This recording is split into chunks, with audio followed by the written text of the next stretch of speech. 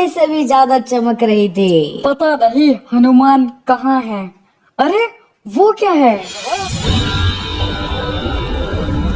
मिल गई मुझे माँ सीता। चलो अब हम जल्द से जल्द प्रभु श्री राम के पास चलते हैं। प्रभु, मुझे माँ सीता मिल गई हैं। उन्होंने मुझे अपनी ये अंगूठी आपको देने के लिए कही है। प्रभु, अब हमें देरी नहीं करनी चाहिए। हमें तुरंत ही लंका के लिए निकलना चाहिए। समुद्र किनारे आकर एक बड़ी समस्या थी कि सारी सेना इतना बड़ा समुद्र पार कैसे करेगी। तब श्री राम समुद्र देव से प्रार्थना करते हैं कि वे हमें आगे जाने का रास्ता दें। दूसरी तरफ लंका में जब विभीषण रावण को श्री राम से माफी मांगने के लिए कहता है तो रावण विभीषण को लंका से निकाल देता है। इधर जब समुद्र देव हमारी प्रार्थना नहीं सुनते तो प्रभु श्री राम धनुष उठा लेते हैं। तब समुद्र देव हमारे सामने आते हैं। रुक जाइए प्रभु, अगर मैंने आपको आगे जाने का मार्ग दिया तो मेरे भीतर रहने वाले जीव जंतु नष्ट हो जाएंगे।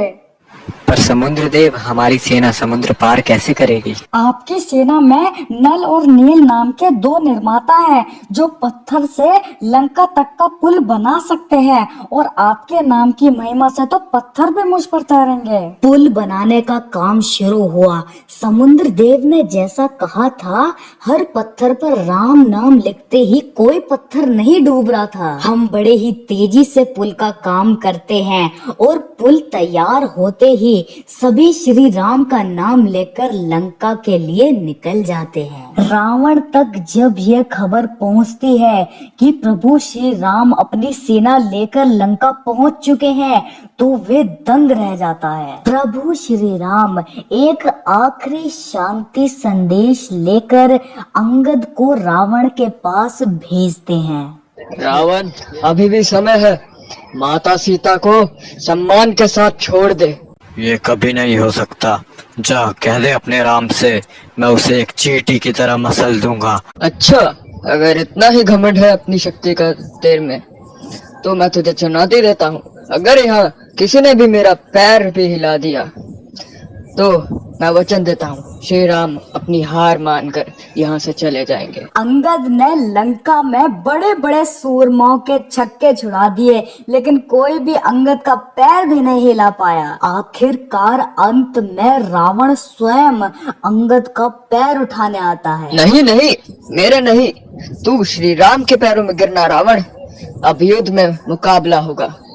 जय श्री राम, जय श्री राम। इसके बाद सदी का सबसे भयंकर युद्ध शुरू हो जाता है जिसके बीच में मैं देखता हूँ कि लक्ष्मण मेघनाथ का तीर खाकर गिर गए तो मैं उन्हें श्री राम के पास ले आता हूँ और सुषैण वैद्य से हमें पता चलता है कि लक्ष्मण का इलाज द्रोण पर्वत पर मिलने वाली संजीवनी बूटी से ही होगा। तो मैं तुरंत ही द्रोण पर्वत पर संजीवनी की खोज में चला जाता हूँ और जब मैं द्रोण पर्वत पहुँचता हूँ तो मुझे संजीवनी की पहचान नहीं थी। तो मैं कोई गलत ना संजीवनी ले जाऊं इसलिए मैं पूरा द्रोण पर्वत ही अपने साथ ले आता हूँ जिससे संजीवनी की सहायता से लक्ष्मण भी ठीक हो जाते हैं। रावण अपने सभी पुत्रों और भाइयों को, कुंभकर्ण, मेघनाथ, इन सभी को युद्ध में भेजकर उनका नाश करवा चुका था और अब अंत में रावण स्वयं युद्ध भूमि में उतरता है। हम रावण से लड़ते हैं लेकिन हम रावण को क्या ही ज्यादा फर्क पहुंचाते। तब हमें विभीषण से पता चलता है कि रावण की नाभि में अमृत है। अगर हमें रावण को हराना है तो हमें उसकी नाभि पर वार करना होगा। तो प्रभु श्री राम यही करते हैं, वे रावण के नाभि में ही तीर मारते हैं जिससे आखिरकार रावण का अंत होता है।